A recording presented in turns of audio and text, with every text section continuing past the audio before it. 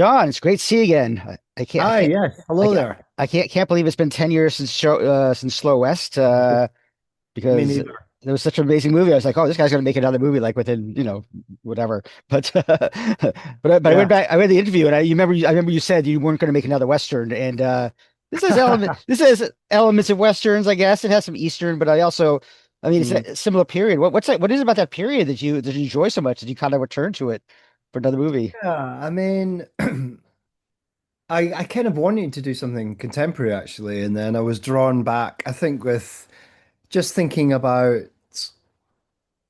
I think it was the samurai film, I think it was watching a lot of Kurosawa Mhm. and, thinking about the samurai film and then thinking about, with Slow West, it was very much about a land populated by immigrants in America in 1860s, and I thought, could I do the same for Britain? Could I sort of have a land of immigrants and also perhaps Slow West revised the American Western a little? And I thought maybe the British period costume could do with revising as well. So just not revising, but kind of added to or doing something different with it, really, which was not just having the big houses and the queens and kings and the poppers and but doing something a bit more outsider-ish, and a bit more like a Western. Mm. But I thought, maybe there isn't many British Westerns, but I thought, why not? Yeah, I think we talked Yeah. about that last time. The fact that there's a lot of Australian westerns, a lot of Yeah. Italian ones. Like, yeah, I don't know. I'm not sure why. Is it just because you think it's just because the? I mean, there must be setting. Obviously, there's settings there we can make a western. It's not like that, Yeah. I mean, I that think different. the only things I can think of that even come anywhere close is sort of Robin Hood, but Oh, sure. apart from that, there's not really much in terms of, I think because British literature, um, a lot of it did come from that class system and that different kind of, the Brontes and the sort of costume dramas that, maybe that's just happened to be where cinema started in Britain, and continued. And Mm. in the same way as the Western really, I suppose it just started in America and for no, just because it started, with these very, very, very early Westerns, that Western just became such a massive genre in America. But, they just picked that time and then built on the mythology of it, really, one after another. So I guess that's maybe just what happened in Britain. Did you do any reading about like where there? I mean, obviously there were ships, so people could get from Japan to England. It's not like unheard Yeah. of. But did you read about anything like about that being the case, where there was a Japanese immigration There was or? Japanese. I read about a Japanese person slightly later in Scotland. I read about a Japanese samurai being in Spain. Yeah, so there were. I think after a lot of trouble in Japan, some samurai became kind of wandering and looking for other jobs in other countries, and swords for hire. So yeah, I think I don't. I made this up, but at the same time, I tried to make it. This could happen. Mm. And what Uh, about the idea of a puppet show, kind of with a little like enhanced puppet show? I guess is that something also original, or is that something you kind of knew Again, about, it's or? something that's within the realms of possibility, but the beauty of writing is that you can sort of make things up as long as they're in the realms of possibility. And I think that there is a strong connection between the stage and puppets and opera in Japan Mm. and the history of all that, and then in Britain with even your Punch and Judy and your sort of trying to mix those two things together in the same ways. But then I think the puppets, I started thinking about the puppet show being the true kind of Shogun Assassin style samurai movie, so the puppets have got a lot of squirting blood and the puppets are almost like a samurai film. I wanted to sort of shoot it like almost like a samurai film. And then which hopefully would then make the reality feel slightly more real, in terms of the daughter and the father and what they're going through.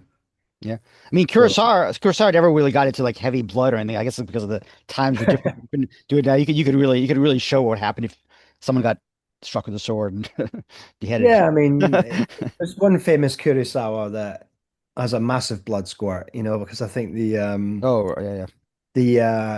I think actually the tube machine went wrong and it just absolutely gushed and they went with it. Yeah, yeah. But let's talk about your cast. By the way, I should say my editor is Japanese, so Okay. I'm gonna go full on asking about Japanese stuff because I know he'd appreciate that. Um, Yeah, yeah. and I think he spoke to Koki last year for Touch, and I don't really Wow. know. Okay. Yeah, I don't really know her work. I mean, I think she's more of a pop singer musician first, and then acting just Yeah, something just took her. Yeah. she's new to the international stage. Very, very famous in Japan because she's got very famous parents. Okay. Um, and her dad was actually in a samurai film called Blade of the Immortal. Oh wow. Yeah, yeah. Yeah. I love those comics right Yeah, up there, actually. yeah. Yeah. Is it Blade of the Immortal? It's the one. It was maybe came out about. Takashi Miike directed it, I think. Yeah, Oh, okay. and he this is his daughter, Okay. in real life. So when I was the distributors over here were made distributed that film, and I was talking to them about needing a sort of 17, 18-year-old Japanese girl that possibly spoke, good British accent sort of Mm. thing. And they said, "Oh, I think their daughter went to British school in Japan." So she hadn't done much. I'm not even sure if she had filmed Touch yet at the time, but as soon as I got on the Zoom with her, I thought she's it. She's the one. Great, And she's great. fantastic, amazing, Yeah, incredible. absolutely. I mean, I think between this and Slow West, the casting was is so good. I think that's, I mean, again, that's like besides having a good screenplay, having a good cast is crucial. And I think you've always seemed to find, at least for these two movies, you've been able to find great for these Yeah, roles. I think it's the mix of, you get the names, and you get the great actors, and I was lucky enough to get the Ben Mendelsohn, Tim Roth, Jack Lowden, Michael Fassbender. I mean, these are without a doubt just brilliant actors. And then it's then getting the actors that I know are brilliant, the rorymacaan and and then beyond that, it's about choosing the right kind of unknown actors as well, and sort of Karen Pistorius in Slow West, and then Kōki in this, that they're unknown, but I love casting and I love being able to tell straight. I'm usually quite right as, knowing in the first 10 seconds. Um, and then there's some other casting which you're really casting for the face, you're casting half the battle is just, especially with period films, you don't want someone that just looks like they spend the whole time in the gym and got a kind of modern face and body. I definitely cast for these faces that look like they've been through a lot. Mm. I You also know, got when ask, you make, I also mm. asked about Joannewhalley because I haven't really seen her very much lately, and this is like I was kind of a surprising role. Like she shows up and she's amazing, and it's like, oh yeah, Yeah, that's I right, she's an mean, amazing actor. absolutely. And with Joanne, it was first of all, the casting director was looking locally and coming up with sort of people that were quite hadn't done much because it was kind of small screen time. But I just kept saying to them, look, it's small screen time, but it's quite an important role because it's kind of like a mother figure for Koki, and it just needed a sort of a little bit more weight to it and a little bit more presence. And so I asked them if there was anyone that, you know, was possibly bigger back in the day that maybe has dropped off a little and I'd love to bring back. And um, like Joanne Whalley. And you know, I was first told that she um was in LA and that would be too expensive to get her over for and then Joanne paid for her own flights to come over. Oh, So well, yeah. she just loved the script, and I think the great thing about great actors is great and generous actors is that they don't really mind the length of screen time, or even the depth of part, as long as they're in the jigsaw of a script that they like, you know. And I think that that goes for Jack Lowden and Tim Roth because their parts aren't, you know, major full on the same way as Koki is, but they were very happy just to be in this jigsaw. Like I say, I really feel like you're really an actor's director. It's like it's kind of it's I mean I don't want to throw shade at other music video directors, but I mean Yeah. I think here as a film critic, as you see music video director, you go okay they're gonna have really flashy style, but I think you ever made a big movie that really brings out the best in this cast, which Yeah, is yeah. I think partly is because even when I was making music videos, I was influenced by cinema, Mm, so when it came to this, it's almost I'm not using any flashy cuts. I'm not using it. I mean, the camera is static most of the film, for Slow West and Tornado and the odd bit of track. And then, I think that if you work hard enough on the script, then it's surprising how little you have to deal with the actors. So, funnily enough, on set, I don't say we don't have any rehearsal time. This was actually a low budget film with very little rehearsal time. mm, And we shot the whole thing in one or two takes because it took 25 days to shoot this. So we didn't even have time to think about anything on set. So I don't think I discussed anything with any of the actors. But I think that if the script makes sense and you've cast right, then that's the two big battles. Then I just let the actors sort of do what they want. And unless they're way off, then I don't need to say anything. mm. Yeah, I'm curious about the non-linear aspect to the story because I feel Mhm. like it starts in this thing with Koki on the run and it ends up in this house hiding in the house, which is really funny because you mentioned the big houses in these period piece, and Yes. I assumed okay, this is going to take place in a house. Okay, all right, I guess I'll just watch it for but anyway, But then you go back in time and we see what Yeah. happened and led to it and Yeah. jumping back. I was curious about that doing that, and also it's also interesting because the trailer really focuses on the uh The latter half. the flashback. The focus on the flashback part Yes. more or less. Yeah. So yeah. I think when I was writing the script, my script editor suggested it because I think that it just brought us straight in there and it kind of worked in the script so that we actually shot it almost like that too, and then when it came to the edit, there was one time just for fun I suggested we see what it's like linear and Hmm, it was awful. It was hmm, and the weird thing about it is it just threw up things that I hadn't realized, like basically linear, you're introduced to all the characters and a robbery and a chase, and it's only 10 minutes in, and it's hmm, just whereas this way you're sort of introduced, to your characters in a different way, so it kind of really it kind of just really worked and we stuck with it. People have to maybe wait 15, 20 minutes to find out what's actually going on plot wise. But, that's why I think it had to be tense, and it had to be a chase to begin with. Otherwise, I think if it had slowed down, then people would start going, why, hmm. who are these people? What are they up, But, and then you cut back and then slowly it unfolds. Yeah.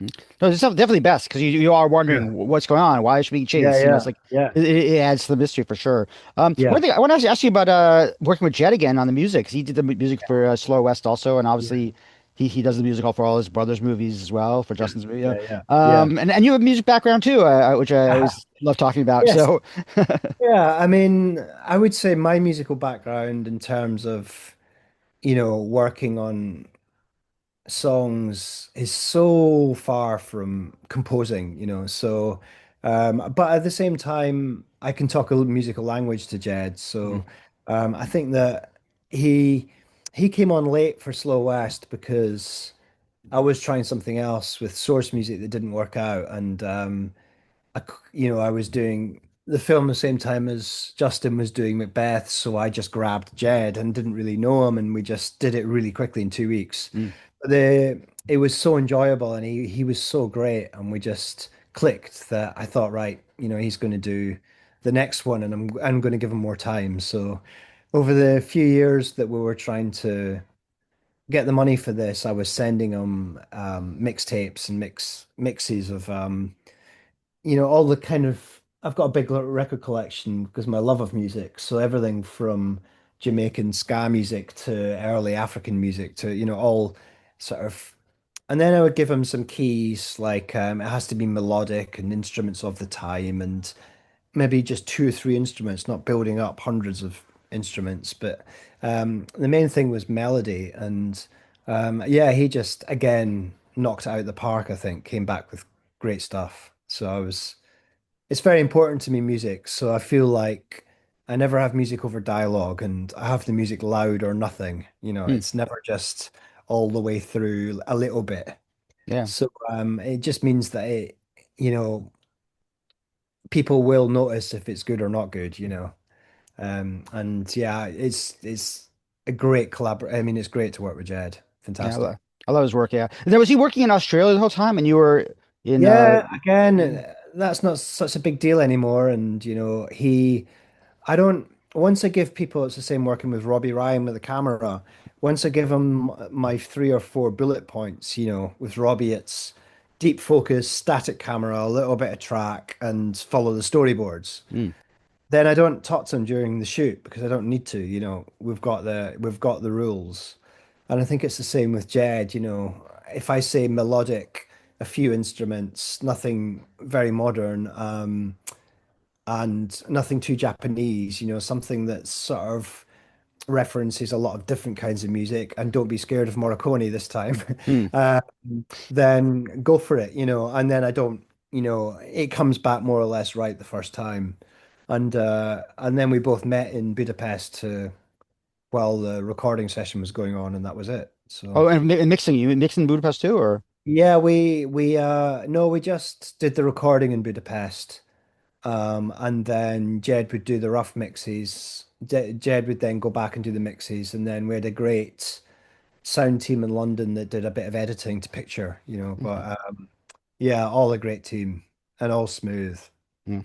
Well, Yeah. I gotta ask this because Beta Band's doing a 20th anniversary. Are you part of Yeah, that? Or yeah. are you I on? am. Oh, you I'm are. Oh, part great. of it. Okay. Now I'm gonna have to get a ticket and try to go see that show then. Okay. It's a crazy thing to have a film coming out and then a tour the same year, but I just thought, let's just do it. When the opportunity came up, I just thought, yeah, it'll be fun. Um, what do you play anyway? I'm not sure I asked this. What do you play? What did you? I mean, I do the samples and stuff, Okay. um, and um, yeah, so it's all old tech because I used to have an old sampler with, and I've got a big record collection that I sample, and but we're not going to really do anything new with the beta band, so it's nice just to. It's a tour really for fun, I think, because first time around it was all the stress and Oh, sure. craziness. And this time, I think we're just going to have fun. So, yeah, just triggering the samples, a bit of piano, a bit of keyboard, maybe even a bit of trumpet. I'm not sure. Hmm. But you still have all the files? Because I know I've They done were all records in a back then. plastic bag on zip disk. Okay. And I got them all out about 6 months ago, and they all loaded up fine. So, Great. I might have to go see it because I did see you play a Beta Band 20 something where years ago. where are So you? Where are I'm you? in New York City. Okay, so it's Brooklyn Steel, probably. Yeah. Brooklyn Steel, yeah, I know it's a good venue too, so I'll probably Yeah, try to get out great. there. So, listen, John, it's great seeing you again. Hopefully, I'll talk again soon. I don't know if you're Yeah. making like a third Western, or you're gonna try to do the Oh, modern thing. I'm not sure.